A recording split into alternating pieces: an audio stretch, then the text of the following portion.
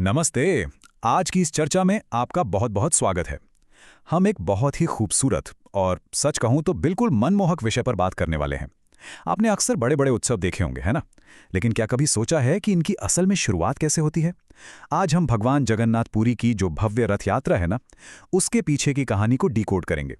ये सिर्फ कोई आम उत्सव नहीं है, ये तो यार अटूट भक्ति और चमत्कार की कहानी है। तो चलिए बिना टाइम वेस्ट किए सीधा इसमें चलते हैं।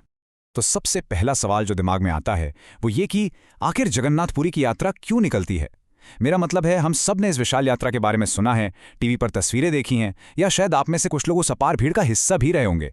लाखों लोग, वो विशाल लकड़ी के रथ और वो कमाल की ऊर्जा। लेकिन आपको जानकर हैरानी होगी कि इतने बड़े आयोजन की शुरुआत किसी राजा के आदेश या किसी बड़े साम्राज्य ने नहीं की थी। बिल्कुल नहीं। इसकी शुरुआत तो असल में एक बेहद ही साधारण, एकांत और पर्सनल घटना से हुई थी। ये कहानी हमें दिखाती है कि कैसे एक अकेले इंसान की सच्ची भावना एक ऐसी परंपरा बन सकती है जो सदियों तक चलती रहे। चलिए भाग 1 की तरफ बढ़ते हैं। एक भक्त की यात्रा, थकान और भक्ति।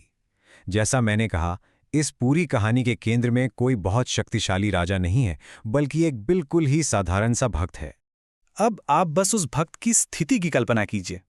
हम उसके इस कठिन सफर को 3 चरणों में देख सकते हैं।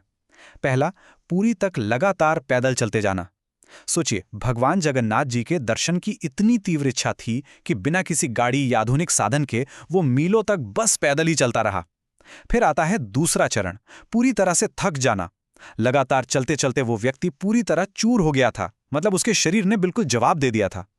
और फिर आता है तीसरा और मेरे हिसाब से सबसे जरूरी चरण, मन ही मन प्रार्थना करना। आप जानते हैं, जब इंसान का शरीर पूरी तरह हार मान लेता है ना, तब उसकी असली आत्मा पुकारती है। उस भयंकर शारीरिक थकान और दर्द के बीच भी उस भक्त ने कोई शिकायत नहीं की, बल्कि उसने अपने मन ही मन एक बहुत ही गहरी प्रार्थना की। उस भयंकर थकान के बीच उस भक्त के दिल से एक बहुत ही मासूम सी प्रार्थना निकली। उसने मन ही मन कहा, आप भी हमारी तरह चलकर दर्शन देते तो कितना अच्छा होता। जरा सोचिए इस बारे में। ये कोई बहुत मुश्किल संस्कृत का मंत्र नहीं था, ना ही कोई बड़ा अनुष्ठान था। ये तो बस एक थके हुए इंसान की बहुत ही सीधी सादी चाहत थी। वो अपने भगवान से बस इतना कह रहा था कि हे प्रभु, मैं आप तक पहुंचने के लिए इतना लंबा सफर तय करके आया हूं। कितना अच्छा होता ना अगर आप भी मुझ तक पहुंचने के लिए थोड़ा चलकर आते। सच में ये प्रार्थना इतनी शुद्ध और निस्वार्थ थी कि ये सीधे दिल को छू जाती है। अब आते हैं भाग 2 पर, भगवान का उत्तर और रथ यात्रा का जन्म। अब यहां से कहानी में एक बहुत ही खूबसूरत मोड़ आता है। आप देखें, उस अकेले भक्त की वो बिना आवाज वाली मन ही मन की गई प्रार्थना बिल्कुल भी अनसुनी नहीं गई। एक तरफ वो थका हुआ भक्त था जो इंसानी सीमाओं और अकेलेपन से बंधा था, और दूसरी तरफ भगवान की अनंत दिव्यता। ब्रह्मांड के स्वामी ने उस साधारण से इंसान की बात सुन ली। और सबसे कमाल की बात यह है कि भगवान ने ये नहीं कहा कि तुम्हें ही किसी तरह मंदिर के अंदर आना होगा। नहीं, इसके बजाय भगवान खुद एक विशाल रथ पर सवार हुए, अपने गर्भगृह से बाहर निकले और सीधे सड़कों पर आ गए। उन्होंने उस थके हुए भक्त की इस मासूम सी इच्छा को पूरी तरह से सच कर दिया कि भगवान भी चलकर दर्शन देने आए।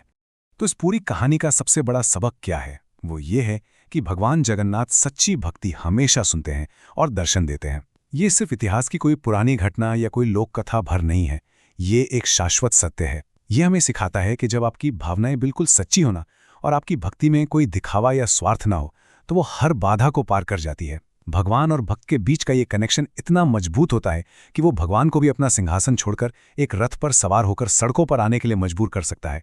कितनी अद्भुत बात है ये। तो जैसे ही हम आज के इस एक्सप्लेनर के अंत पर पहुंच रहे हैं, मैं आपको एक बहुत ही गहरे सवाल के साथ छोड़ना चाहता हूं। यदि सच्ची भक्ति भगवान को रथ पर बिठा सकती है, तो आज आपकी भक्ति आपको किस यात्रा पर ले जा रही है? जरा सोचिएगा इस पर। चाहे वो आपके काम के प्रति आपकी लगन हो, आपके परिवार के लिए समर्पण हो, या आपकी अपनी पर्सनल आध्यात्मिक यात्रा हो, वो कौन सी सच्ची भावना है जो आज आपको आगे बढ़ने की प्रेरणा दे रही है? इस पर जरूर गहराई से विचार कीजिएगा। आज के लिए बस इतना ही। मुझे पूरी उम्मीद है कि आपको इस प्राचीन परंपरा का असली अर्थ समझ आया होगा। बहुत जल्द मिलेंगे एक नए विषय के साथ। तब तक सीखते रहिए और आगे बढ़ते रहिए।